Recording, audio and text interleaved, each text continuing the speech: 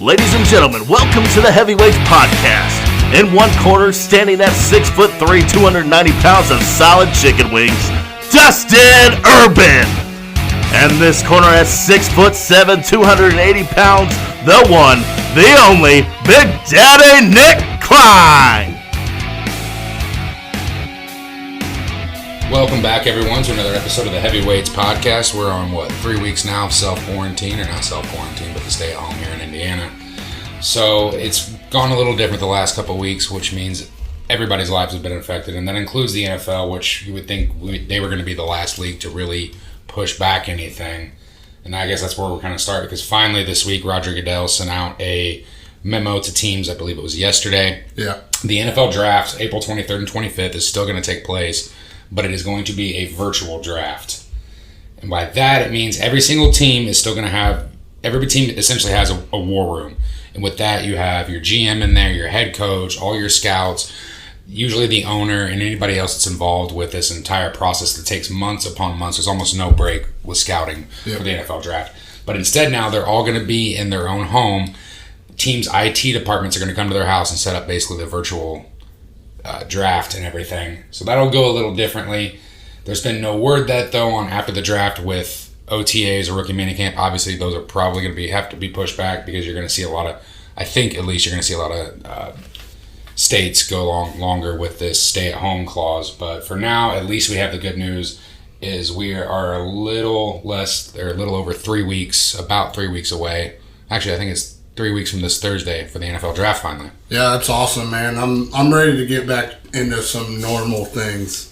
Yeah, it's not going to be close to normal. I mean, we've already seen how the changes are. You're doing video conferencing and player interviews that way because there's been no pro days, anything. So another thing that's been affected by this is all the guys that didn't typically run at the combine don't get to do their pro days now, which you've seen Kayvon Chason, who is an edge rusher, probably a first-round pick, more than likely out of LSU. Talking about that's cost me money.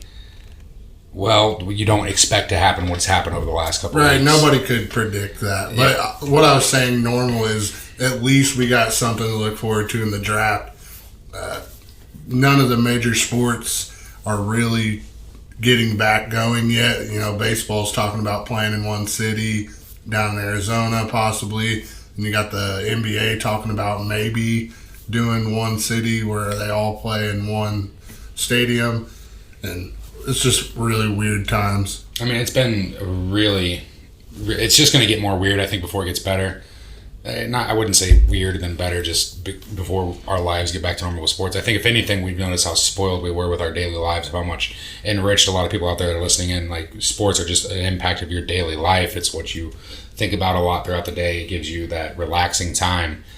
So that's why I'm personally happy that the draft is still going to go on. I figured it would. I didn't think there was going to be anything that would change this at all. I'm glad it's gonna happen, and honestly, it gives us a chance to get, I think we'll probably do 1 to 2 more mock drafts coming up here soon.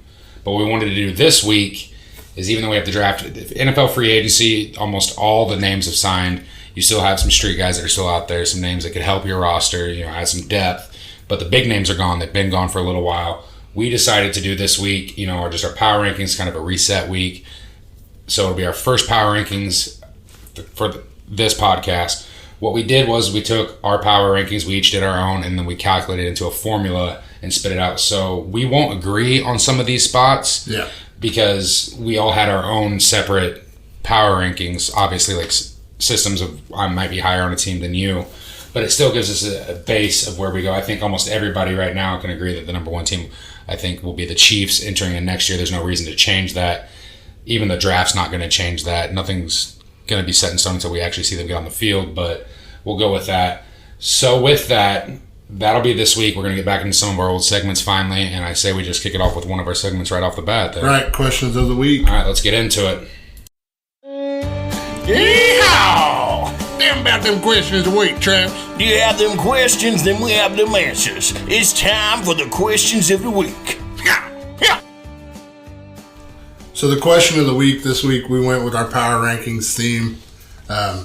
We did give us your top 5 teams in the league for the fans. We only had 2 people participate, so thank you, Jeff and Joey, for participating. But our first one is Jeff's. He went with Chiefs, 1, 49ers, second, Saints, Packers, and Ravens. I don't hate what he did. And then our second one was Joey, and he went with Chiefs, Cowboys, Ravens, Bears, and Bucks. The only one I would argue with there is I think he's got his Bears a little high, but he's a big Bears fan. You think? Yeah. I mean, I wouldn't even put them in the top 15. The only issue, I mean, I can pick apart this, is I think a lot of people are just, the Ravens lost their first playoff game. You know, they're the number 1 seed in the AFC, which this next year, that means they'll be the only team with a bye week to come in. People are just, I guess, that we're giving up on Lamar Jackson after a historically ridiculously good year. Yeah. I know they lost Marshall Yanda to retirement. They can get a guard in the draft or something there. But, I mean, that is essentially NFC loaded. Take out the Chiefs. Patrick Mahomes is the best quarterback in the game. No the doubt. Ravens, I still think at this point, are better than the Packers and the Saints. I would have had the Ravens a little higher. I probably would have had the Ravens at 2 for me. I think that's consistently, I still think they're the second best team. You know, we haven't seen anybody play in a couple months, let alone the other teams like since the beginning of January when the Ravens got kicked out. The Saints lost that heartbreaker in the opening round of the NFC. But, I mean, you're going to put the Packers up there, that's fine. They addressed a little bit of their issues on defense in the start of free agency, but they still got ran over by the 49ers. They didn't get Rodgers any real help yet. So are we just doing that just because this is Aaron Rodgers? Or I guess, where are we going with that? That's the only, I think Ravens a little too low on that one. The second one, Joey's, the Cowboys at number 2 is a laughing stock to me. I like Dak Prescott. I like their offense. They still got holes. People forget that Travis Frederick's retired. Yeah. One of the best centers in the game. So you're going to rely on Joe Looney, the backup there, who's been a career backup center. You have the leader on him and Zach Martin are probably the leaders on that offense, especially that offensive line. 2 of the best offensive linemen in the league. Yeah, Zach Martin's been historically great since he got into the league. I still think that's too high. I think he did the Bears there as a joke because I don't even want to get in on that. Right. And the Bucks, I love Bruce Arians. You know, their offense is going to move the ball, and they did make a splash, obviously bringing in Tom Brady. But I mean, are you guaranteed already to say that they are the best team in that division and one of the best teams in the NFC? No. I mean, you've still got to go. Yeah, you've still got to go to the Saints. The Falcons are going to be better. The Panthers, that's fine. They're going to be one of the worst teams in the league. I just don't see them. This will change, obviously, the first couple weeks of the season. We always have those surprise teams. Plus, we got the draft and everything. I just don't see the Bucks being that high there. No, I don't either. I like what they did this offseason, adding Tom Brady, bringing back Shaquille Barrett, and JPP. Right. I like, and they brought Sue back to shore up the middle there. So I don't hate what they did. I think they'll be a fringe. I think they'll be in the wild card. I mean, I don't think they're going to beat out the Saints, though. The Saints are clear ahead. They have the potential. They have the potential. You've got Godwin and Mike Evans on the outside. Yeah.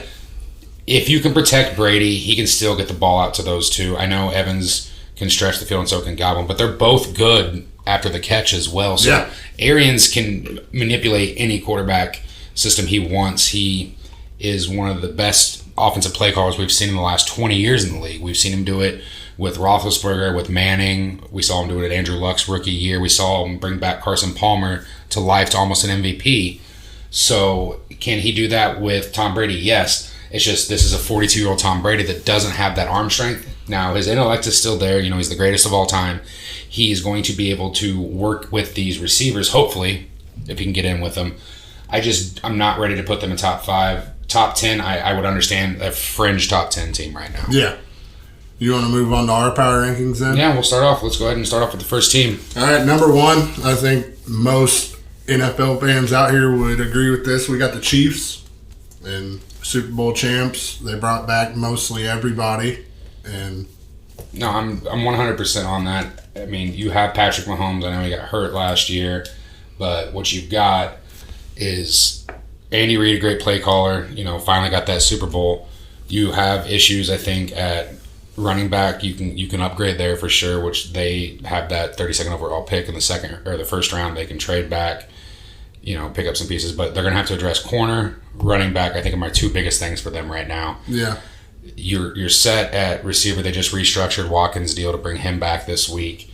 But for right now, this early in the offseason, there's no need to put anybody else number one when you have a young quarterback who's under 25. Yeah. To not be number one there. He would have been MVP, I still feel like, this year if he wouldn't have gotten hurt. Like Lamar put up historic numbers, but Mahomes was doing the same stuff that he did 2 years ago when he won MVP. Yeah. So, clear cut number one. Here's where we start to differ. Everybody's going to differ. With our tallying, we have the Ravens at number 2. Yeah. I'll let you start with. I mean, I like what the Ravens did on defense. Bringing back Matthew Judon. And then they traded for Calais Campbell. Mm-hmm. That defensive line is stacked, and they're going to be a force to be reckoned with. And offensively, I don't think they're going to miss a beat. They're going to, as long as injuries stay out of the way, that offense is going to be one of the best in football again. Yeah, it sucks they missed out on, was it Brockers that they were? He ended up not passing the physical or something went there. But they've still got Calais Campbell. I think you have Doc Hollywood Brown in his second year. He'll develop there. You've got some good core pieces. There's no need to take away from what that offense did. They're still going to be able to run the ball better than almost anybody in the league. I know you're missing an all-decades player in Marciano because the all-decades team came out this past week. I don't see any other team in the AFC right now that's on that level that has that young quarterback, besides the Texans, which they're a mess just because of their GM and head coach, that is there, that will be, their coach has been there, they have the locker room there, just everything Baltimore seems to do every year revolves around getting back into the playoffs and going farther. I know they struggled early on with Joe Flacco when they had him in the playoffs and they had that amazing defense. I think it's going to flip this time a little bit. That defense is still okay. It's not what it used to be, but that offense should be able to carry them in the playoffs, especially if they can run the ball better. They ran into a Tennessee team that had a perfect game plan for them. Yeah, they kept the ball out of Lamar's hands, and he made a few mistakes early on, and they couldn't recover.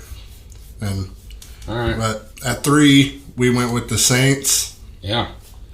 Listen, they signed the wide receiver from the Broncos and the 49ers last year, Emmanuel Sanders. Yeah. Emmanuel Sanders along with Buck. What do you got? Michael Thomas? Michael Thomas, yeah. I just lost me for a second. With him and Michael Thomas out there, and handing the ball to Kamara, that's going to be one of the best offenses in the NFC. I don't think anybody can argue that. No, I pulled up a stat earlier today, which it's still mind-blowing. You knew Michael Thomas was going to get the ball last year. Every single game, he ended up breaking Marvin Harrison's most receptions in a season record. You knew he was going to get the ball, but teams still couldn't figure it out. He had 119 more catches than any other wide receiver on that team last year.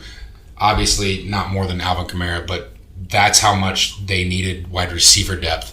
You get anybody that's even close. I know Sanders isn't what he was 3-4 years ago. He's still good. But that's a great fucking signing for Drew Brees. This is going to be his last year. They should be an NFC early favorite. Then the 49ers will be a few other teams. It's just, can they get over that heartbreak that they seem to run into in the playoffs every single year? But I don't mind the Saints there. I kind of like team number 4 trending a little better for me. I know they haven't made any big splash moves in the offseason yet, but they seem to not to. But they have a young quarterback that's still getting better each year, and that's the Seahawks. Russell Wilson's one of the best quarterbacks in the league. He just keeps proving the naysayers and doubters in the media wrong year after year.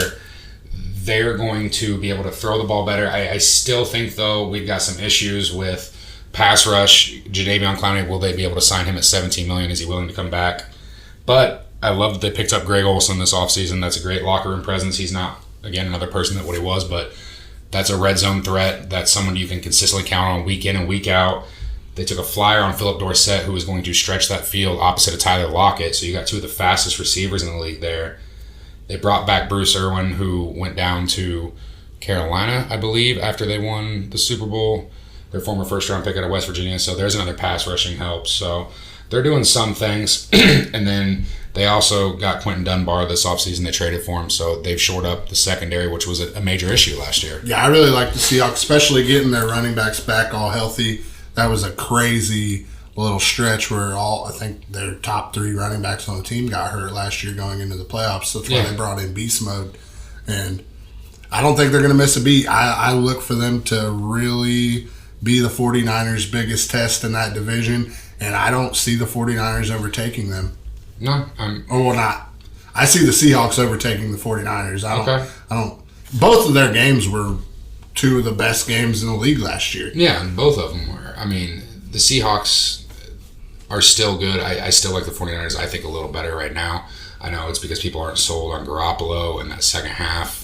You can blame more of that on Kyle Shanahan, but that 49ers team is still one of the youngest in the league, and that defense of line is ridiculously good. Yeah, we'll see where they go. And that brings us right into our number 5 team, 49ers. Like we said, they run the ball better than anybody besides the Ravens. Mm-hmm. So I don't look for that to change. They're bringing back all their running backs. They need to maybe replace a couple of their interior offensive linemen, or maybe get better. Yeah, they could bring in some there. competition. Yeah, but their defense is stacked, and they're going to be one hell of a team. Yeah, a quiet move that most people are just talking about the Colts getting DeForest Buckner. What I loved is they probably couldn't keep him. They weren't going to be able to keep him in Eric Armstead, flat out. And now they got the 13th overall pick for Buckner. That defensive line's still elite, and now they can go get another pass catcher at that top spot. You're going to have one of the best in the draft still available there, whether it be Jerry Jeudy, CeeDee Lamb, Henry Ruggs, any of those guys. They're going to be able to get weapons for Jimmy Garoppolo. I know Sanders left. They traded, I think it was a third or fourth round pick for him in the season. But your defense is going to be fine. You brought back Jimmy Ward. The defense is good. We don't need to go on from there. It's how do you get better than the offense? How do you get more weapons there? Because their Super Bowl window is still open right now. Yeah, and so you've got to upgrade there. You're going to roll with Garoppolo, who at times looked okay. Other times he would struggle. But I don't think you can blame the whole Super Bowl loss on him by any means. But I still think right now that they're probably the team to beat in the NFC until the season starts, and then we'll see from there. Yep. They really haven't lost anybody outside of Buckner, so I have no problem keeping them there at 5, even though I personally would have them a little higher. Team 6, we're going with the NFC, which the NFC seems to be a little more stacked going into next year. Our rankings produced the Green Bay Packers coming in at 6. I'm okay with that. They're clearly one of the better teams in the league. It's just I have that sour taste left in my mouth after the NFC Championship game last year. Here's my thing with the Packers. They won a lot of close games last year. Will they be able to win as many close games? I know they were 13-3, but a lot of those games were some nail biters. And do they win those same, dogfight games that they won the year before? And that we'll see. Yeah, and you historically usually see that flip flop. Like a team like the Chargers 3 years ago lost, I think, 6 games by less than 4 points. The next year, they get into the playoffs, they get beat by the Ravens. Yeah. The Colts this year played the closest games in the league. In the beginning of the year, it seemed like it was going their way. Then Brissett got hurt, and they flip-flopped. They went after Austin Hooper hard in the offseason, which I was 100% for. They should have. What they should have done, though, is what the Cardinals did and should have picked up the fucking phone and went after DeAndre Hopkins, because DeAndre Hopkins, Devontae Adams, and Aaron Rodgers would have been stupid. It wouldn't have been fair.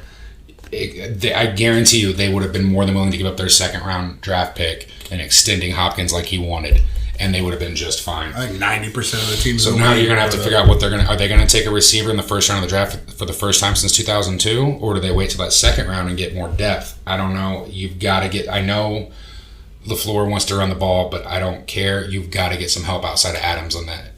Anybody, tight end, anywhere. I know. Didn't they sign Funchess? Yeah. But I mean, you don't know what you're getting there. He played a quarter for the Colts in the first game and never came back. He looked okay his rookie year with Cam Newton. He is a red zone, big body receiver that can go up and fight for the ball. I know that they want that. They also want another receiver that can probably take off the top of the edge, and that's not Funchess. You need probably a 4-3, 4-4 type receiver that can take the top off and let Adams work underneath. We'll see where they go, though. I know, personally, though, the more weapons you get Rodgers, the bigger the running game opens up, and they've already got a damn good running game. Their defense will be better. They let Blake Martinez walk, thank God, because he was overpaid in New York. So, good things for the most part. I still think they should have went after pass catcher in free agency, but they didn't. So they're going to be right there in the mix. At 7, we went with the Titans. Their game plan is what it was last year to end the year. Run the ball and let Ryan Tannehill make the right plays in the passing game. Their defense is pretty solid. I mean, they're... See, I'd have some question marks there. I'm just saying, like, they're a formidable defense. Like, they're not the worst. They're, probably 15, middle of the pack. But they're a team that they're going to be right there. I mean, I have them personally at 11, but I could see them easily winning the division. I think they're going to be the clear-cut favorite to win the AFC South this year. But I said they had some question marks on defense. You traded off Jarrell Casey. If you think you can win now, why are you trading off an all-pro tackle who's still producing? That was a head-scratcher. I think everybody thinks that's a weird You let Logan Ryan walk. Well, he hasn't signed with anybody yet, but there's a possibility you don't bring him back. So you're going to need some corner help. You could still target that in the draft, but you could have went after a few guys here and there. You did bring in Vic Beasley to get after the quarterback. Prove it deal. He hasn't done anything since 2016. I don't mind that move.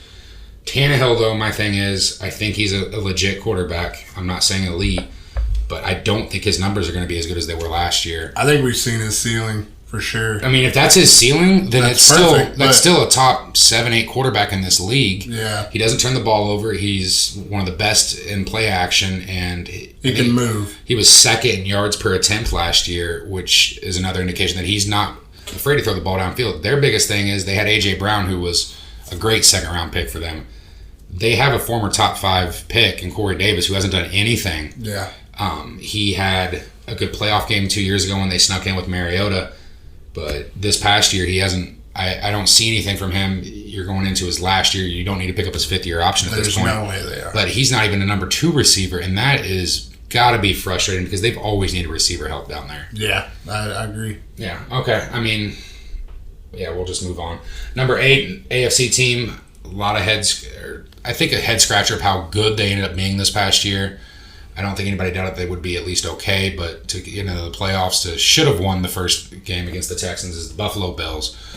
Can their quarterback take the next step, though? Yeah, I mean, he made some tremendous strides. Josh Allen, he made some very big strides this year. He didn't kill the league or nothing like that, but he proved that he is a serviceable quarterback. He's got his number 1 receiver now, too. Yeah, and they added Stephon Diggs. They're still one of the best defenses in the league. And we'll just see if he can, or if Josh Allen in those big games and those big moments can make some better decisions going down the stretch. At a couple times, he just held on the ball too long and took some sacks late in that ball game against the Texans that I think really cost him. I think he was just trying to make a play, and you see that from a lot of young quarterbacks. I'm just saying, will he take that next step? Don't put the entire pressure on your shoulders. Throw the ball away, live to fight another play. Yeah, I think they've upgraded their receiver, and the number 1 receiver, they finally have one. It's not Cole Beasley anymore. It's not anybody else. They have Stephon Diggs, who, when he's happy, is a damn good receiver. He's not as good as Hopkins, which would have been a better trade for them because they gave up their first-round pick. But their defense, I know they let Cam Phillips go, but they had a couple splash signings there that will stout up that defense, which was already top 5 in the league. That's just going to take another step forward. And with Tom Brady leaving now, this is why I think so many people are putting them so high. They should win the AFC East next year. 100%, I think. This is the time. McDermott's a good coach. This is theirs to fuck up, essentially, which we've seen before. Teams thinking the Patriots were out of it and Tom Brady and Belichick turn around and win another division title. Well, Brady's not there anymore, so it's time for the Bills to step up. Yep, and we'll see if they can. Then at number 9, we have the Cowboys. They made some pretty big strides on defense, I believe. Their defensive line got a lot better, adding Gerald McCoy. You signed an Alden Smith to a prove-it deal who hasn't played in 4 years, but when he was playing at his best, he was an all-pro. So we'll see. If they can get 6-7 sacks out of him next year, that'll be huge for them, I think. Yeah, he's on the downside of his career. I still think this is he's too 31, high. so I mean he is. Yeah, no, he's still a hell of a player. You had to let Byron Jones walk. Randall Cobb, you could have probably found the money, but you could split it elsewhere. Robert Quinn's gone. Travis Frederick retired. You've got some holes. And a team that was so talented on paper This is why sometimes these or power rankings so early in the year are basically useless. Is they should have been a lot better than 8-8. There should have been no reason why they didn't win the NFC East last year when it was such a down year for the Eagles. The Eagles had no right being in the playoffs. Cowboys, they started off the year great. They're scoring on everybody. And they ran into the Jets. Then they ran into the Jets, and the Jets just beat them up. Yeah, I like the Mike McCarthy signing. I think he can get those ebbs and flows that they've had in the past years. Maybe their lows won't be as low. Okay. And, and they'll be able to be a more stable team. And they need to run the fucking ball. Like, more. That's just, you got one of the best backs in the league with Zeke Elliott. I know they lost Frederick, but you got to run the ball. They were down in a lot of games last year, so that kind of deterred them from running the ball as much as they probably like to. But he's still a top 5 back in this league, and you got to feed the beast. No, I get that, and I could agree. It's just Dak's not a trash quarterback either, so it's nice to be able to throw the ball around. But his best is when he's going off that play action, he makes his best plays. So yeah, and they can do the spread style offense when they're doing reads and RPOs will be great. I don't know if McCarthy spent this last year off watching film every week with a bunch of guys in his garage, incorporating college games and NFL games. So if he can incorporate the new RPO, these spread systems that are coming to the NFL, basically what Matt Rule is going to run down in Carolina, if he's willing, which you sometimes see with older coaches struggle to adapt to the new changes in the NFL, I think they're in a great spot. For me, it's the what if. They have so much potential and they seem to not reach it every year. Yeah. But I agree. Zeke's one of the best backs in the league, still is. Dak's only getting better. Cooper's a good receiver. He's not a $100 million receiver, but he's still a good number one. He's a number one. He's a number one to have. Yeah. They brought back Sean Lee. They lost the locker room presence of Jason Witten, which, wasn't much. He signed Jarwin to a new deal. Yeah. And you've got, Jalen Smith and Van Der Esch back there. They've got some really good cores. They should be the favorite for the NFC East. After that, though, I just don't see it yet. And, that could change, but for right now, I still think that they're one of the bottom teams. 9's a little too high for me. Yep. Our next team, though, I think everywhere you look, if you read anything on Bleacher Report, NFL.com, ESPN, SI, CBS, any of those big markets, some markets are going to be way too high on this team, and some are going to have them a little lower, which is, I think, where we had them, and that is the Tampa Bay Buccaneers. And most of this is precedented on Tom Brady. Yeah. So where do we go from here? Are they one of the wild card favorites? Because right now we can agree that the Saints should be better than them, and I think they will be. Yeah. It'll be nice to see Brady and Breeze twice a year. Battling out. That's going to be amazing. And then even him and Matt Ryan. I mean, that'll be a hell of a game every year. And you got Bruce Arians, who's one of the best guys to put through a press conference in the NFL. I can agree that they should be at least a wild card. So I guess 10's not too. Personally, I had them at 12, so that's right around. I can't stand on the table or nothing and act like that's crazy. But my biggest thing with them, does their defense play like it did towards the end of the year, or are they back to that? They just can't stop anybody. Because if Tom Brady has to win a shootout, I'm not saying he can't, but. Think of it this way, too. A lot of times when Jameis was throwing, one of his 30 interceptions, right, and 14 lost fumbles, Brady's going to They were going to get put in if anything, Brady's only going to have 6 to 8 turnovers maximum. But they were getting put in bad field positions so much that defense, I think, is more a testament of what you saw later in the season. They were the number one team in the league against the run, but obviously you could throw the ball on them left and right. Right.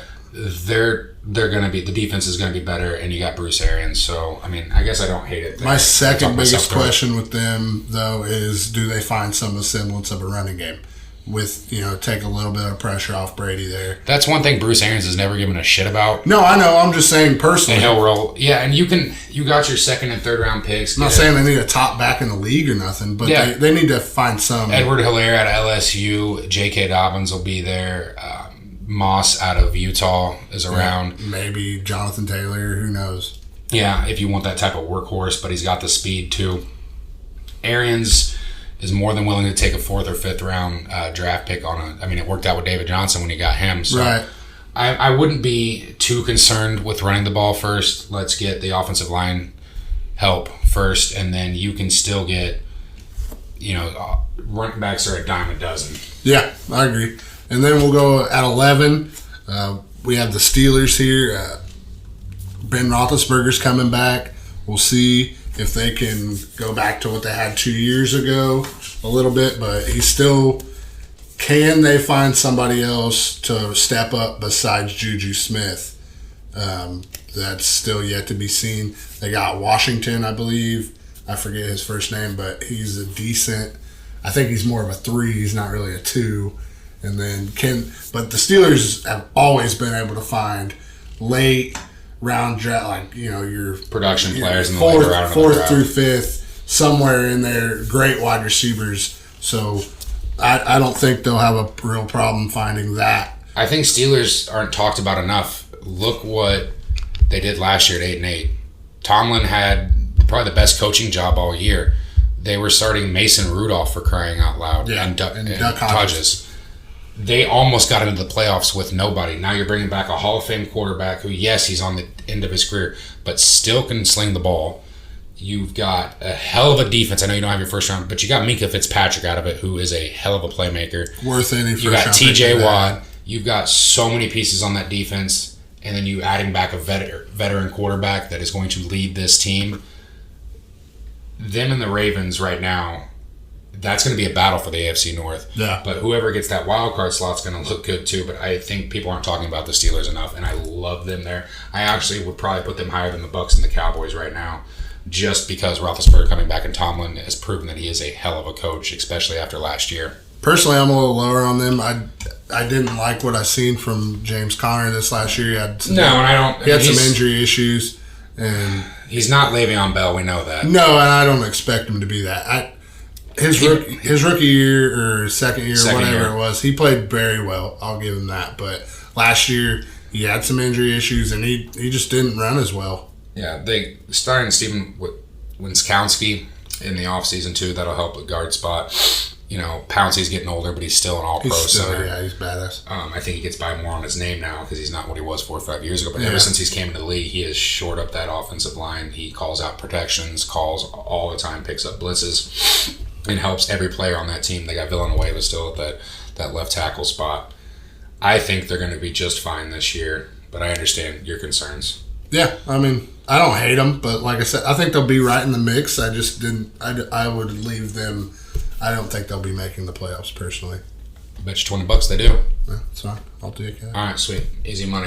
All right, let's go on to the 12th team. We got the Philadelphia Eagles here, who made some splash moves in free agency. They got Darius Slay. They've switched some stuff up. They've got the defensive lineman that they brought in. Man, wow. I'm missing it. Yeah. Yeah, keep going because it's going to come to me in 2 seconds. They still have Fletcher Cox up there up front. Yeah.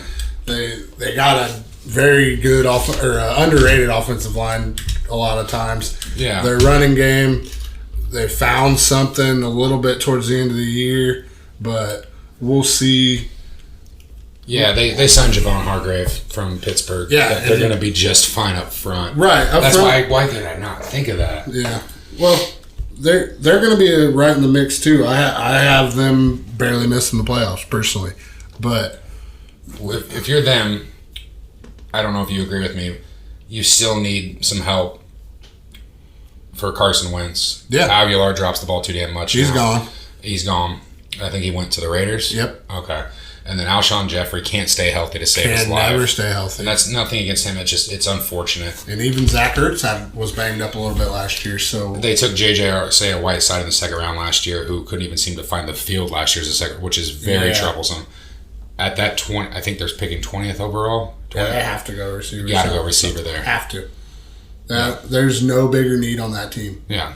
Then maybe if you could find a really good running back, but there's safety. They could use a safety. They did get rid of Malcolm Jenkins, so we'll see what they do to replace him. They're putting Darby back there, so that's a little. We'll see if he can transition well. Yeah. And then at 13, we went with the Colts. They signed Phillip Rivers. They traded for DeForest Buckner. They look to be competing for that AFC South pretty well there. Well, the Texans are doing a really good job of keeping everybody in this race, I'll tell you that. Yeah, for sure. I don't hate this. I think I personally had the Colts at 15. I think you had them at 16. Yeah. My dumbass neighbor had them like at 8, which is way too high. I love, if you're getting Rivers of 2018, this is a different story. You don't know what he's going to have a better offensive line. He doesn't have, the thing is though, he's always needed that big body receiver. And we don't have it. We don't have that. You don't have the Mike Williams. You don't have. I don't hate Pascal. Hunter Henry. Pascal's not Mike Williams. No, I'm not saying I know a 6'5", 4'3" guy. You don't have one of the best receivers in the game who's underrated. Keenan Allen, who's also not small by any means either. Yeah. I hope to God T.Y. Hilton can stay healthy this year. He hasn't played a full season in 2 years. Yeah. People, by the way, people keep saying he's been injury prone his whole career. Go look up the numbers. He's not. He's been missing games here and there, but it might be 1 or 2. But this man is not injury prone just because he's small. For the love of God, he is still a number 1 receiver if he comes back healthy this year. The Colts just got to get him some fucking help. Yeah. You have to address that with the second round. Either you get it with that first pick at 34 overall, or you do both. I don't care, but you've got to get some help. You can't just do this, we'll be fine and figure it out when we go to the training camp, because the same shit that happened in 2018 happened in 2019. Yeah. Yeah, I'm really looking forward to see where they go in that second round with both those picks. Hell, I would pick 2 wide receivers personally, but they have some other areas they could improve in. I'm not saying that, but... No, you could still use some corner help. You could get someone to start opposite. In a safety, you get someone to start beside Malik Hooker, who is basically an improve it year this year too, because he hasn't lived up to that 15th overall pick. We'll see who's the best player available. And we know that's what Chris Ballard tends to do. I mean, you can go in almost any position within the defense. You can. I still think you're at some point in this draft, you're going to have to get that 6th offensive lineman. If you look at the Chiefs and the 49ers, they had that 6th and 7th rotation guy that played probably 20% of their snaps, and they both went to the Super Bowl. You want to run the ball well, which the Colts were a top 5 team last year. Yeah, when Mac was healthy, we were rolling. But you've got to get another lineman to rotate in there. Maybe Glasgow's not the answer there at right guard, or not Glasgow. Good Lord, Lewinsky. He struggled a little bit last year. But you need that, I guess what I'm getting at, you need that old Joe Wrights that we used to have that can come in and plug and play in all 5 positions, that when you miss a beat, he might not be as good as, say, a Ryan Kelly or Costanzo or Nelson, but isn't going to the play's not just going to completely drop off and then we have a weak point. Yeah, another thing for the Colts, so I'm really interested to seeing how Marlon Mack does in the passing game. And I think that's Nyheim Hines, with Phillip Rivers at quarterback. I'm interested to see, because he likes to hit his running backs a lot. I think in the passing Nyheim Hines has to be one of the most happy guys right now, because what we've seen, what he's done in years past with Sproles, and then most recently Austin Eckler. Right. Rivers isn't going to scramble, but what he is going to do is check down so much that he's going to do these dump-off passes, and we've seen Nyheim Hines is amazing in space. He's a bad motherfucker, man. So I think this is going to... Mac's never been a 3-down back. He's okay in the screen game and everything. I know they tried so much his rookie year to get him into that because of his speed. I just think he still struggles a little bit in catching out of the backfield, but that's what Hines is for. Right. So I love that. I didn't even think about that until you just brought it into my head. But the Colts should be in a good spot. They're going to compete this year. They're not going to be trash. I still think the high ceiling for us right now is 9-7, maybe 10-6 if everything goes right. The over/under in Vegas is 8.5 wins. So you keep saying that. No, that defense is going to take another step forward. And I was thinking about this the other day. I went back and watched Eric Armstead's tape, how he gets double teamed and blows up. All I think about now is Armstead getting double teamed and just the entire A gap. Yeah, Buckner. Yeah. Sorry, DeForest Buckner. The entire A gap opens up, and then you've got Leonard running downhill. It makes me almost salivate waiting to see this. Yeah, they better be one of the better defenses in the league next year, because if not, they're going to have some problems. Yeah, I mean, better defense for me, though, is a consistent top 10 defense. Yeah, I don't expect them to be the best defense in the league. I'm just saying better than they've been in the last few years. They need to make some real strides. And when you play an elite level quarterback, slow them down. Yeah. you did Mahomes, but then you turned around and you let Winston throw for over 450 and 4 touchdowns. Yeah, he threw 2 picks, but those were in the first half. No. He lit us up in the second half. You got to stop letting teams just throw the ball all over the place. And we'll see if Philip Rivers can cut down on his turnovers, and which he probably should be able to. All right, with that offensive line, he should be able to. All right, so for the 14th team, which would be the last playoff team in this new format, the 7-7, a lot of people are higher on this. I just think they've lost so much in free agency. I'm almost okay with this. Is the Minnesota Vikings. They've lost Trey Waynes, Xavier Rhodes. They traded off Stephon Diggs. You've only got Adam Thielen now. You brought back, or you restructured and re-extended Kirk Cousins' deal. Haven't re-signed Everson Griffin, and they let Linval Joseph go. So there's 2 more pretty big losses there on the defensive line. Yeah, that defensive line's been a strength for Minnesota for what seems like 15 years when they had the 2. You still got Hunter there. He's good, but you need to try to bring back Griffin. Depends on what. I need to see how much cap space they've got left now, because I think they were the worst team in the league actually. No, they're second, I think. Going into free, yeah, but they were so limited in money that it hindered a lot of the stuff that they were doing. They're still a damn good team. Dalvin Cook, if he can play a full 16 games, is one of the best running backs in the league because he can do everything. And I mean everything. So, yeah, Linval Joseph's gone to the Chargers. That's what I thought where he went. What do you do in the draft? Do you need corner help? Because that corner position was exposed going into the postseason. They got 2 first-round picks now, though, back-to-back. Yeah. So, I mean, you can go defensive line, defense there. You can go receiver. I think they're in a good spot here. They'll be a fringe playoff team for sure. They'll be right there. I mean, if they can find a way to beat the Packers, they might be able to win the fucking division. But they haven't. The last 3 or 4 years, they haven't found a way to beat Aaron Rodgers, really. So, yeah. And they don't play that well against the Bears either. So, they usually split with the Bears. So, we'll see. All right. I mean, that would be in theory. So, with our power rankings, you're okay with the Chiefs, Ravens, Saints, Seahawks, 49ers, Packers, Titans, Bills, Cowboys, Bucks, Steelers, Eagles, Colts, Vikings making the playoffs. Is that 7-7 though? I know it didn't turn out that way. So, I mean, 2, 3. You okay with all that? Yeah, I mean, I got a couple teams I disagree with their spot, but they're not far from where I would have them. Okay. All right, well, that's our playoffs team. Let's take a quick break from our sponsor, from Anchor, and then we'll come back and we'll finish up the rest of the power rankings. If you haven't heard about Anchor, it's the easiest way to make a podcast. Let us explain. It's free. There's creation tools that allow you to record and edit your podcast right from your phone or computer. Anchor will distribute your podcast for you, so it can be heard on Spotify, Apple Podcasts, and many more platforms. You can make money from your podcast with no minimum listenership. It's everything you need to make a podcast in one place. Now download the free Anchor app and go to anchor.fm to get started. And make sure you listen to the Heavyweights Podcast. All right, thanks to our sponsor, Anchor, again, for continuing to let us do this podcast and giving us a platform to perform on.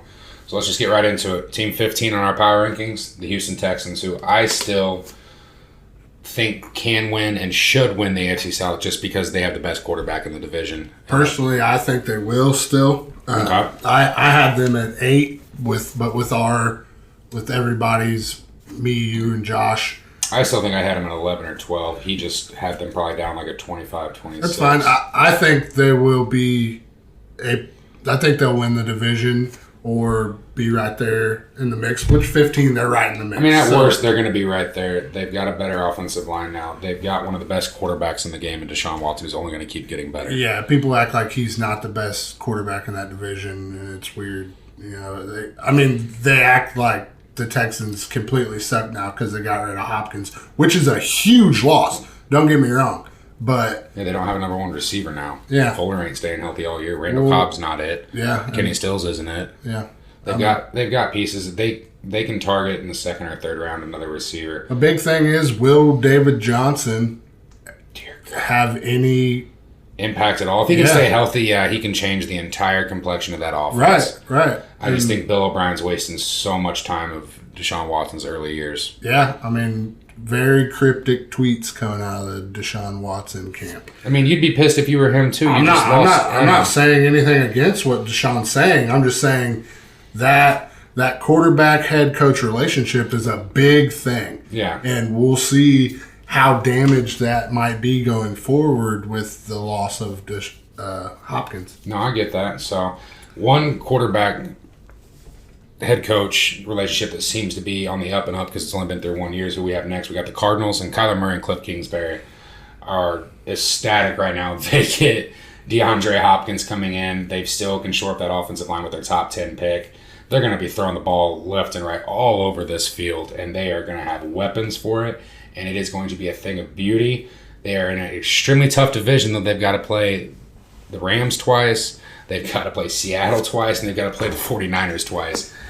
Rams could still be better than them just because they do have a good head coach, but the Cardinals look like a team that is on the rise and quick. Yeah, personally, I had them sneaking into the wild card. Oh, I wouldn't go that far. I like what they're doing. I like Kenyon Drake. I still think they're the worst team in this division. I personally had the Rams ahead of them. I do not think the Rams are better than them at this point.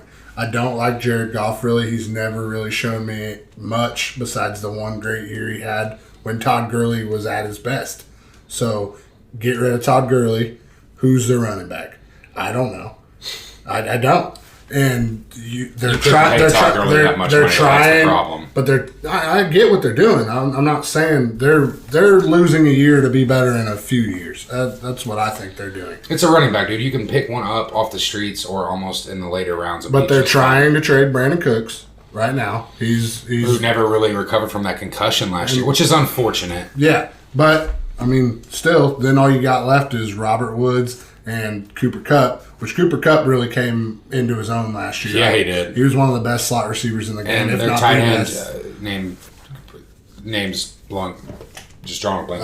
Everson had a hell of a year last year. And with McVay, and with the way McVay can design plays and stuff, their defense will be better. They've got one of the best corners in the league. I know they gave up a first-round pick for it, but Jalen Ramsey, if you think you're there, he's worth that first-round pick. Yeah. Because for them, it was 19, 18, something like that. Personally, I just think the Rams will be like a 7-9, 8-8 team. Yeah, we just got talking about the Rams. I know, but I'm saying the Cardinals division. Yeah. I was saying I think they'll finish third, but I really do think 3 teams can get into the playoffs. Oh, I don't doubt it. It's happened before. Yeah. 2008, the Jaguars, Titans, and Colts all made it. Yeah. So, no, that's fine. I guess what I'm saying, I don't hate the Cardinals. I just think playoff is, stretching it a little bit. Give it another year. Yeah, no, I'm just, personally, I think they're going to take that next step. So. Okay, all right. Well, who do we have for 17? At 17, we went with the Raiders, another fringe playoff team. They had a good year last year, a better year than they had the year before. Mike Mayock and John Gruden are starting to really build that team. They signed Corey Littleton, middle linebacker from the Rams. That's a big loss for the Rams, too. They just flat out couldn't afford him, though. No, I get it, but they brought in Marcus Mariota to back up Carr. Maybe that puts Carr's foot on the gas, and maybe he takes that step back in. I mean, if Carr watched any of his film, though, I shouldn't, but I don't mind it. It's still just another team that's in an extremely competitive division. Yeah. I mean, the Super Bowl champs. Yeah, you've got to play Patrick Mahomes twice a year. So good luck. You better get some pass rushing help, which they did. They addressed that last year in the draft with Farrell and Crosby. I think they're there. This ranking for me is about right. They can take a step forward if they make the playoffs. It won't surprise me if they go 7-9 instead of 8-8. That won't surprise me. Vice versa. So I mean, they're there. They're on the up and up. Gruden is building, and Mayock are building this team through the locker room and out. Carr, though, I still don't think that's what Gruden wants for the next few years. Yeah, but we'll see. Roll with it now. You didn't tank completely this year, so it's not like you're getting a Trevor Lawrence next year or anything, because I don't think they're going to be that bad either. So what do you do with your first pick? You get Carr some help again, give him another Alabama receiver and Jerry Jeudy if he's there. Yeah. Just keep their offensive line's going to be good. I just think they should have went after Tom Brady, and they would have been a little better with him instead of Derek Carr. But I don't know. It'll be an interesting year for them. It's one of those teams that I can see going either way, and it's really hard to put them somewhere. But middle of the pack to a little lower than the middle. It wouldn't surprise me if they're the second best team in that division. I think when you go with Chargers, Broncos right there, that second spot in that division's up for grabs, 100% in my eyes. No, I'll go with it. I mean, I could see them sneaking into that 7th spot in the playoffs, possibly. All right, well, let's move on and let's switch over to the NFC because our 18th team for the power rankings is the Atlanta Falcons, who I love some of the moves they've done in this offseason. They've got, they're up to 11 first-round draft picks now that they've signed. On that offense. Now, Laquan Treadwell shouldn't count, but they have them. They've got them. Ryan isn't done by any means. They turned it around. They put Raheem Morris back in charge of that defense. They played stout at the end of the year, and if anything, that game against the 49ers, Julio Jones showed you that he is still an elite receiver. People stopped talking about him. He scored 20 of their 23 points against the best defense in the league. They can turn around. It's just another team that is in a really tough division where you got to play Tom Brady and Drew Brees twice a year now. Can you get him to the ground? Either one of those. If you can't get that pass rush, which Atlanta has struggled with the last couple of years, you're going to have a hard, long year.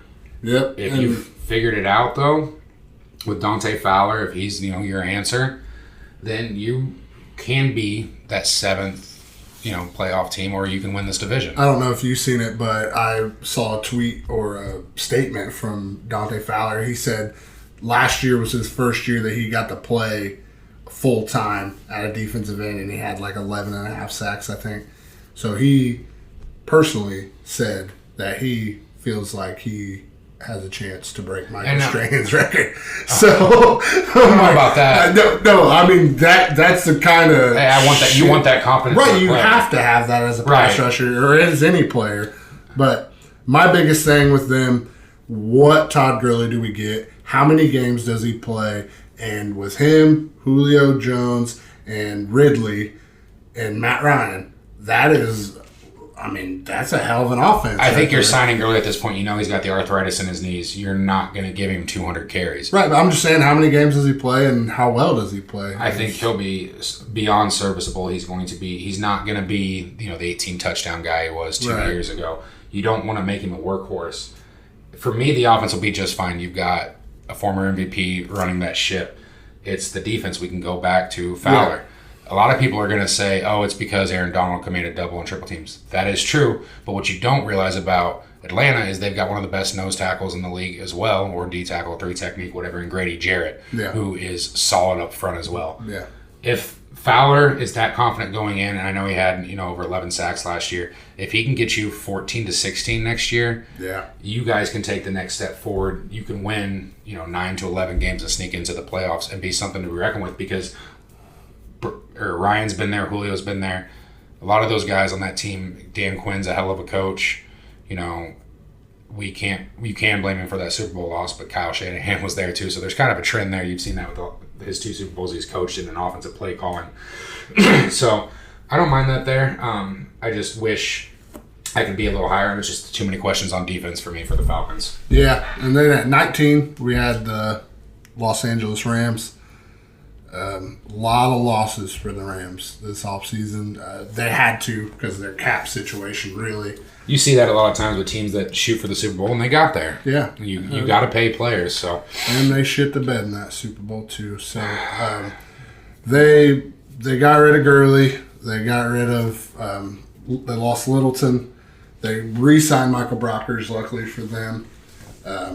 They traded away Marcus Peters, but they got Jalen Ramsey now. So, I mean, they're going to be a middle-of-the-pack team to me, and I really don't like – I mean, here in a few years, I see what they're trying to do, free up cap space down the line, and then they're going to find out for sure if Jared Goff's the man this year. Right. You see every year, though, the team that loses the Super Bowl usually doesn't make the playoffs the next year. But they did play well. They went 9-7. I kept saying, though, if they snuck into the playoffs, though, last year at the end, they were going to be dangerous and make some noise. That's why I still think this, for me, is a little too low. I think I had them at 13 or 14 on mine. Yeah. Just because the coaching's there. You don't have to like Goff, but Goff is good enough to win you 12 to 13 games in this league. Yeah, but I don't think Gurley, he's good enough I for get, the talent like, you want to be mad about Gurley. He's an all-pro running back. This isn't a running back league anymore, so my thing is you can still get that running back later in the draft and be just fine, because McVay runs RPO after RPO. If you get a quick back that can hit gaps quick, you're going to be fine. The offensive line's got one more good year because it's probably going to be Whitworth's last year. Yeah, I know he signed a 3-year deal, but he struggled at the beginning of last season because you can tell he's 36 or 37. He started to clean it up a little bit going on. They brought back Austin Blythe to play beside him, the guard, former Colt actually. He's solid. I still think they're going to be a team that is going to be a hard team to win against every single week. And I think personally the Rams get back into the playoffs this year. Yeah, they don't have a first round pick, so that's not the end of the world. No, especially when you're drafting, 20th and back. It's like saying the Colts are picking in the late first round every year. But they do have a second round pick and 2/3, so they're going to be able to fill some holes. Yeah. But we'll see. We'll see what they can do, and I think they'll be the worst team in that division, personally. And what'd we go with at 20? We went with the Denver Broncos. So I think here on down, it's teams that we can, at least I personally can probably say that are not going to make the playoffs. I like what the Broncos did. I talked about them last week on our, winners of free agency. They shored up that defense. I know they let Chris Harris go, but they got A.J. Boye. They brought in Jarrell Casey. Is Locke the answer here? You've got the receiver in Cortland Sutton. You got Fant at tight end. Get some more help, but I like the direction they're heading. I just don't think they're quite there yet, just because I didn't see enough of Locke last year. And I could be wrong, but I don't mind it here. I think they're the worst team probably in their division. Personally, I think the Chargers are a little better than them just because of what they have on defense and everything. But I don't mind the Broncos here, but yeah, there's no chance of playoffs for me. That's right around where I had the Broncos. I liked what I seen from Locke to end the year. I didn't hate what they've done in free agency either. So, and that trade for Jarrell Casey, you basically just stole him. Yeah, for a 7th round pick, are you fucking kidding me? One of the best D tackles in the league. And it's just, they lost a lot of close games last year, and they could easily win some of those close games and be one of the better teams in the league, but I just don't see it, man. All right. So at 21, we got the Browns, and this is the only one that I had a little bit different that I could argue with these bottom teams. I had them more towards the middle of the pack, personally. I had them possibly sneaking in to that third play or that fringe wild card spot. Okay.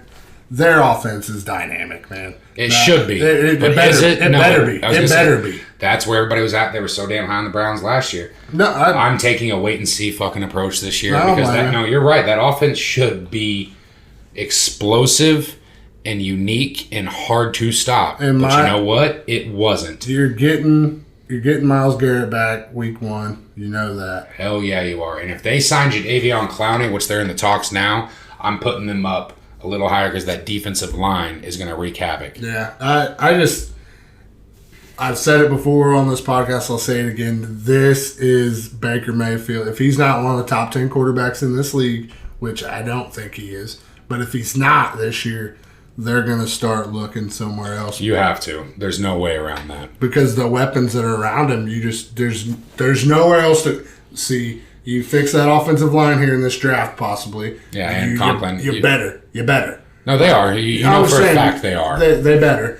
And you better hope that guy they draft, though, is good. Is good. Yeah, that's a big thing, too. But that's on the GM and the coaching staff as well. Yeah. And they have all the help. Once you get that other offensive lineman in there and hopefully they can come together as a unit, they better make some fucking noise or it's gonna we'll just leave it at that for them because they should be explosive. They should be good. They should be a 12 to 14 team when it starts with the quarterback. Now, this is why it's a quarterback-driven league. Anybody who wants to look at this roster should say, holy shit. Right.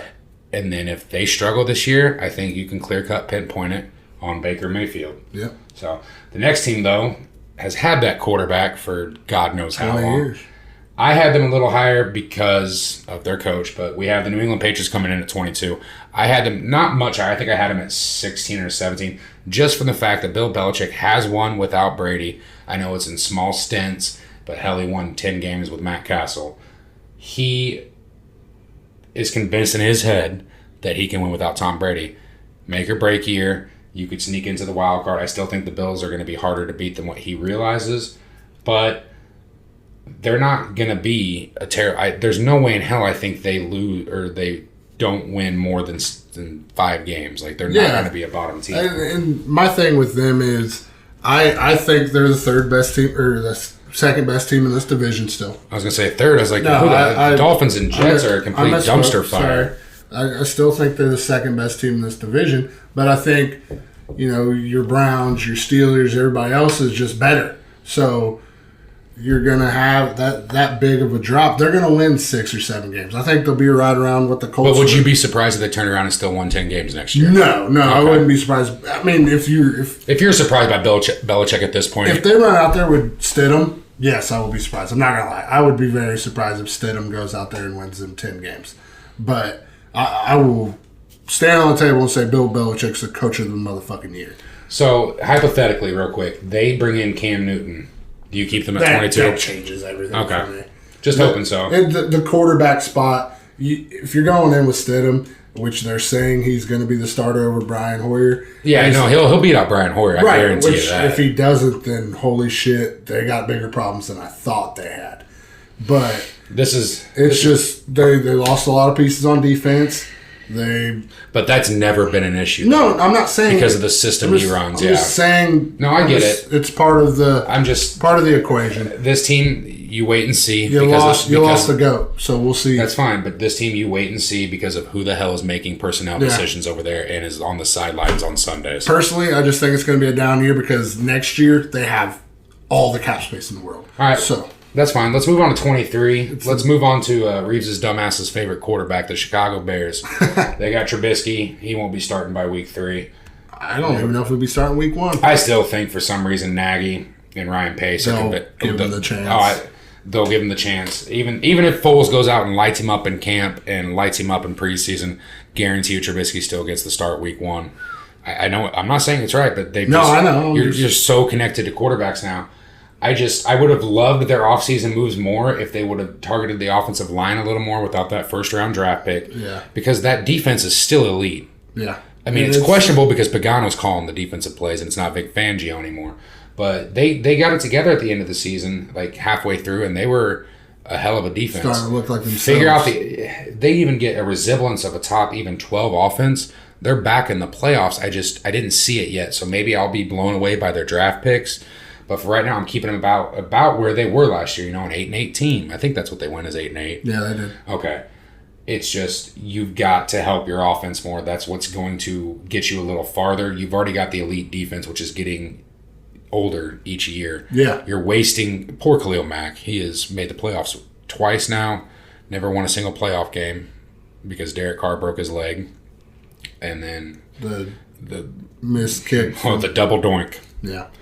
So, I mean, Bears fans are used to it. They're used to not having a quarterback, but they've got to get that off. We'll see what they can do in the draft. And at 24, we went with the Chargers, another team. Who's going to be a quarterback? Right. I love their offseason moves. It's just, you cool with Tyrod Taylor starting week 1? I mean, he can win. He can get you to the playoffs. He's shown it before. Yeah, but that was like 4 years ago at this point. So he's going to take care of the ball. He's not a turnover, but he's not going to risk. But he's not going to make. But he's got more weapons than he had with the Bills and the Browns. Yeah, but we'll see what happens. I mean, that defense is on paper. It's one of the best, top 5, top 10 defense in the league. It'll be weird. Yeah, San Diego's going to have a really, really elite. I mean, Chris Harris and Derwin James in your secondary, I think you're going to be just fine. Do they still have Casey Hayward? Yeah. And then you got Bosa and Ingram. Yeah. I mean, they're your first round pick last year, Jerry Tillery out of Notre Dame. Yeah, they're loaded on defense, but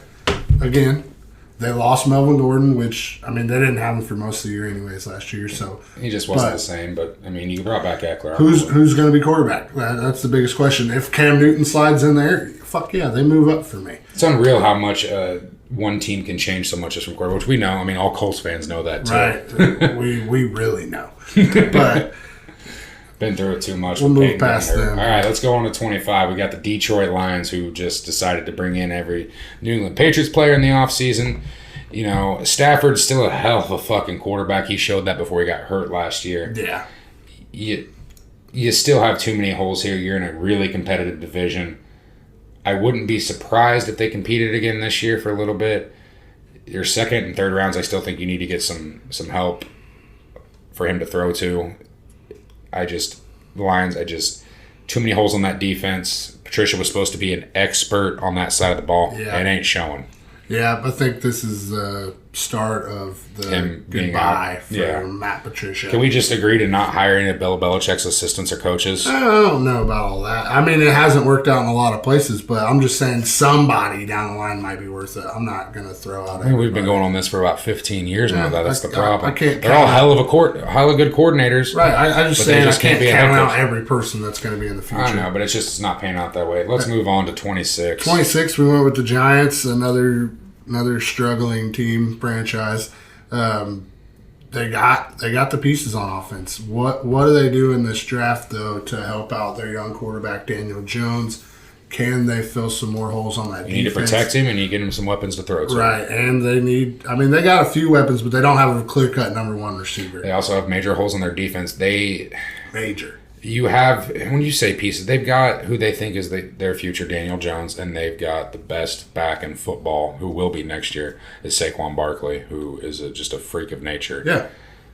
You got Sterling Shepard, you got Ingram, you got a good tight end. They're staying to the bottom to me until they can prove that they can draft a little better. I'm not sitting here saying that. No, I get that. They've got so many holes. I'm not sold on Daniel Jones either. I'm not by any means. Let's go to 27. All right, 27 is another team just like the Texans that shouldn't have their head coach. They should have let him go already. The New York Jets, Adam Gase is still calling shit up there.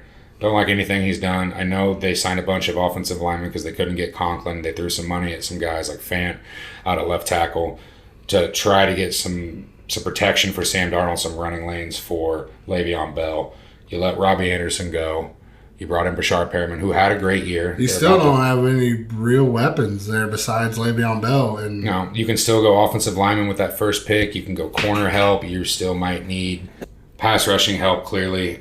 You could target that there. I think that's a little too high with their first overall pick. It's just another team, just like the Giants and the Lions. You draft the best possible player on your board at that point, besides probably running back, safety, and quarterback. Yeah. I mean, another team that has to get their quarterback some weapons, and they have a lot of holes. At least they have their quarterback, because the next team, they should take a quarterback with their first pick in the first round, but we don't know yet. I mean, I think they will.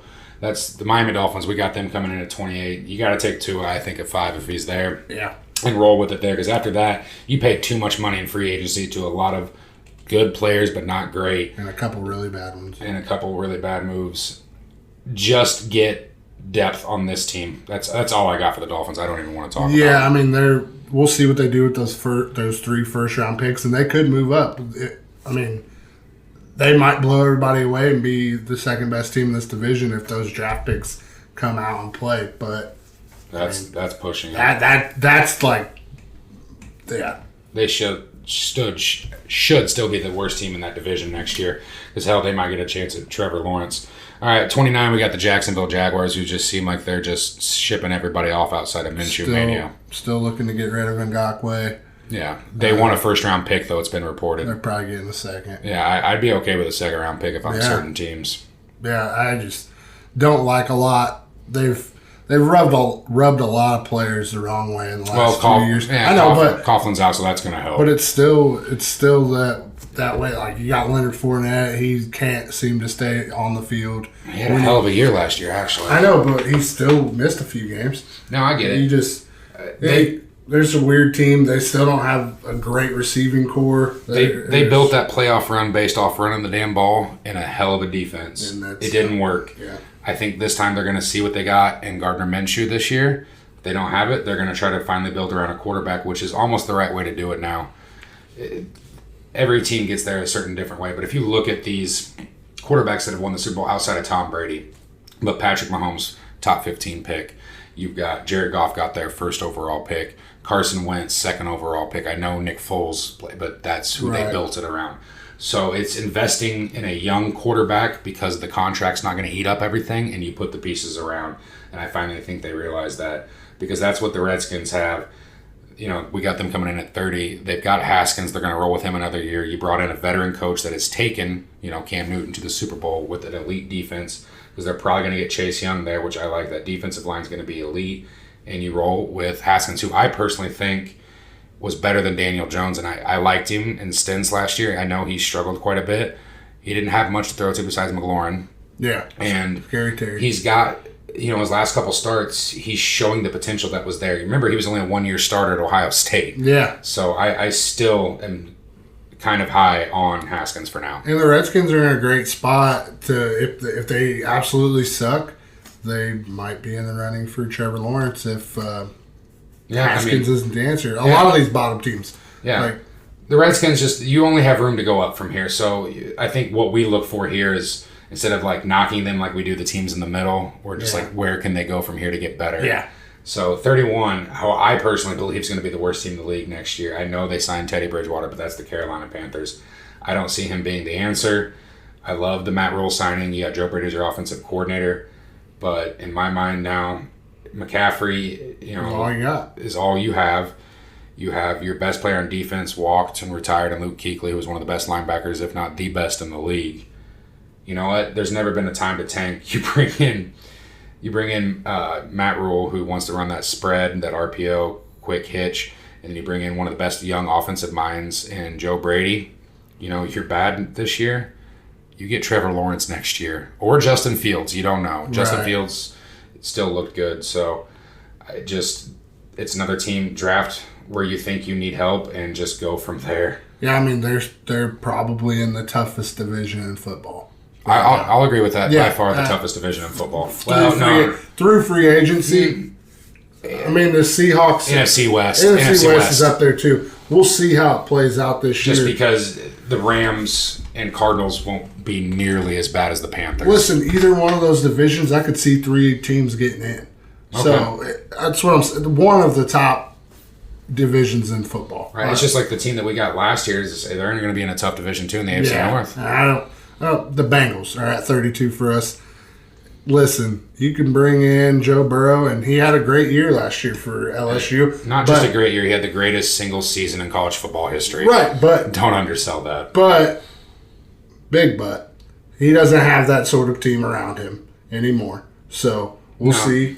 We'll see what's up with him. Can you protect him? And I'm excited to see him play. That's all I care. I want to see what he looks like without all this first-round talent around it. But he's got A.J. Green coming back. And he's got Tyler Boyd and Joe Mixon. They don't have a terrible offense. No. But he's going to get Jonah Williams on his left side to protect him. But that defense, man, outside of Atkins. They spent some money in free agency finally. They haven't since 2015.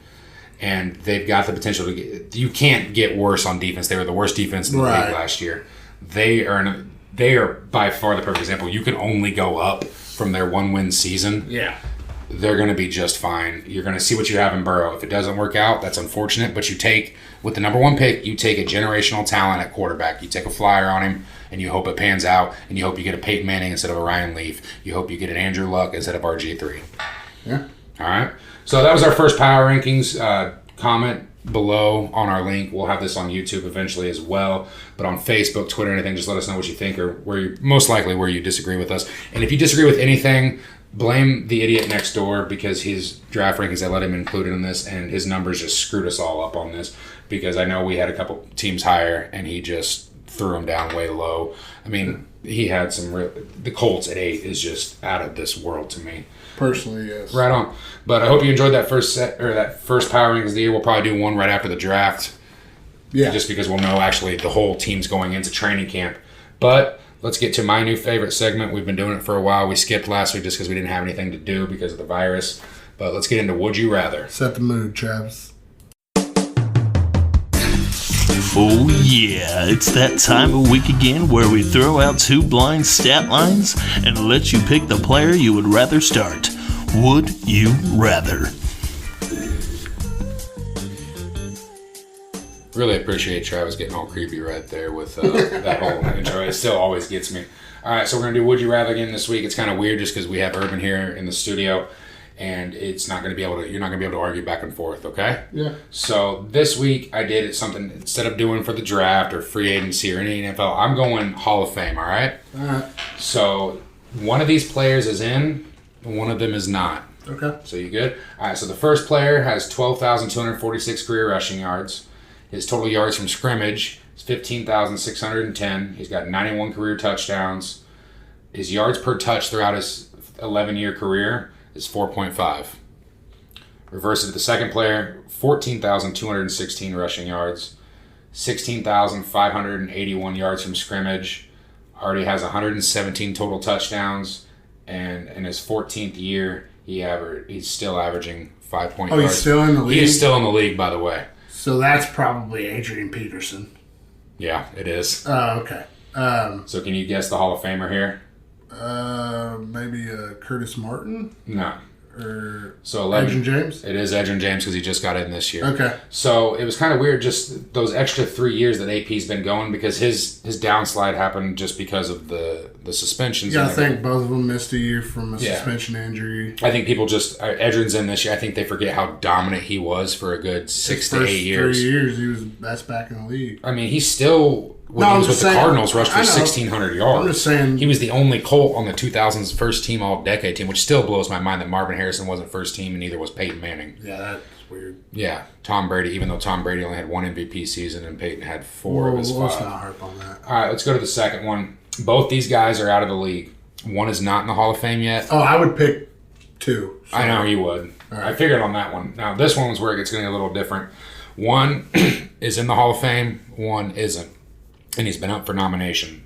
So, player one, 14,345 career receiving yards, 68 yards per game throughout his career receiving, 82 touchdowns, 1,070 receptions in his 14-year career.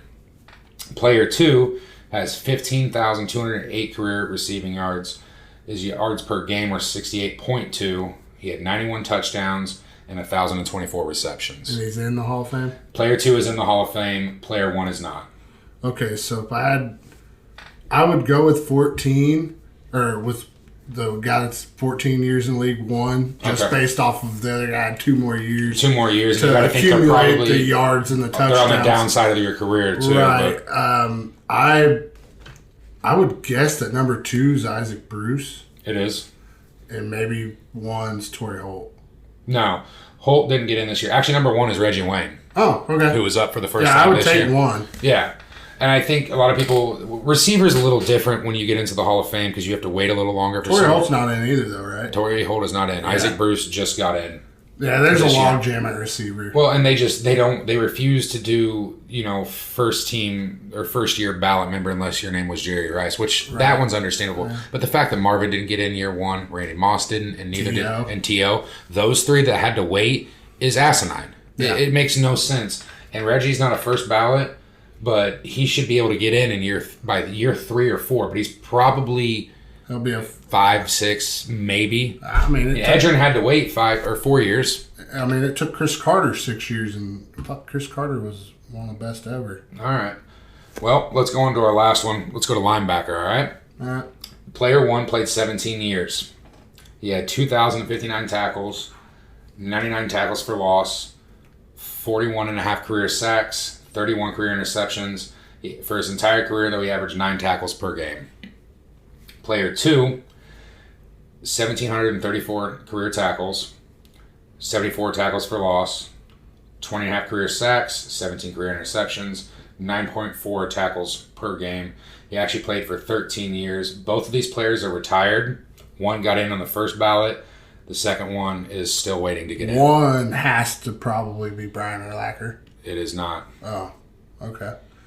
Well, the sacks is a big thing there because they're not that many years apart, and the interceptions. They played in the same era. Yes and no. Player two started a little before. Is player 2 Patrick Willis? No, Patrick Willis isn't up yet. Oh, okay.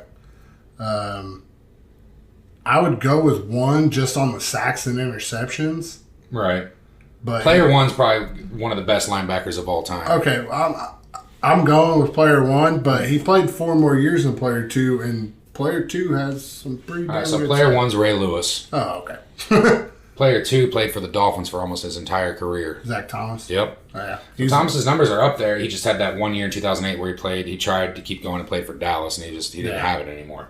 But Thomas is still waiting to get in, and he hasn't even made the finalist selection yet. He deserves to be in. He had 4 years of All-Pro. I think he's underrated. He played on some bad Dolphins teams You got to after think, Marino though, retired. the reason he's not getting in right now or even like making that second cut is because he had Ray Lewis in front of him for a few years.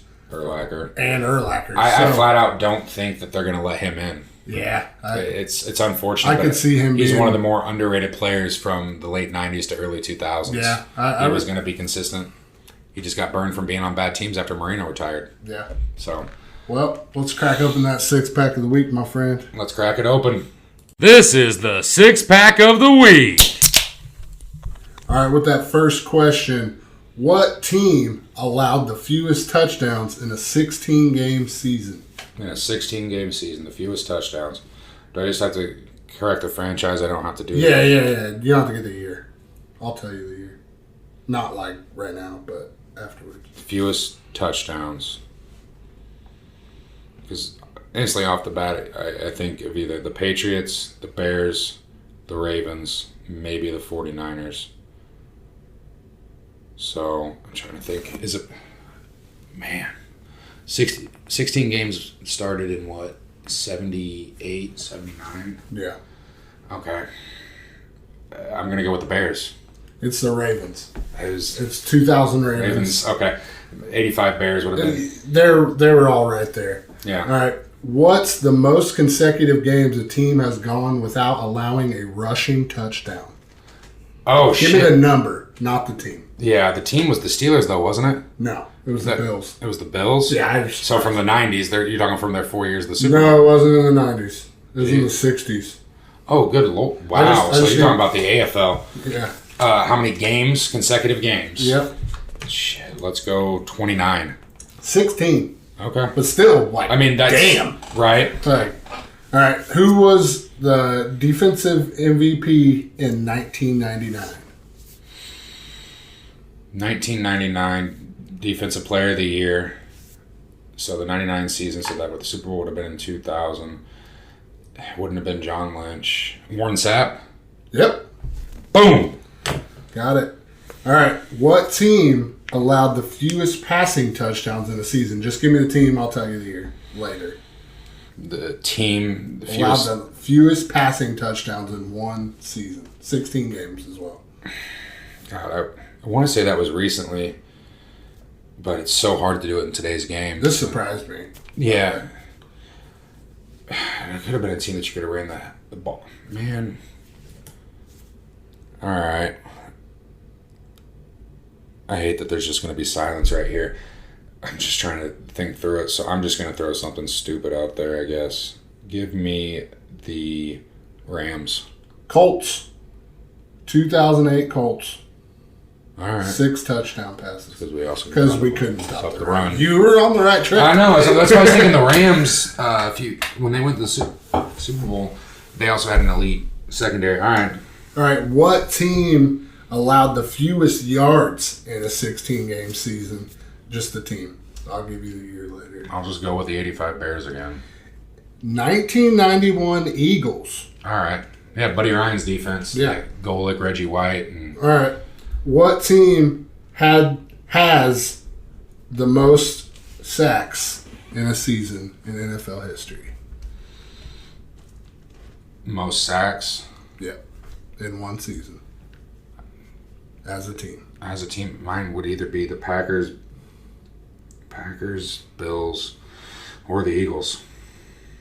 I'll go with the Eagles with Buddy Ryan. Buddy Ryan was on this team. Bears. It was the Bears, the 84 Bears. Buddy 72 Ryan. Sacks Right. in one season. But, hey, I brought you some heat this week, buddy.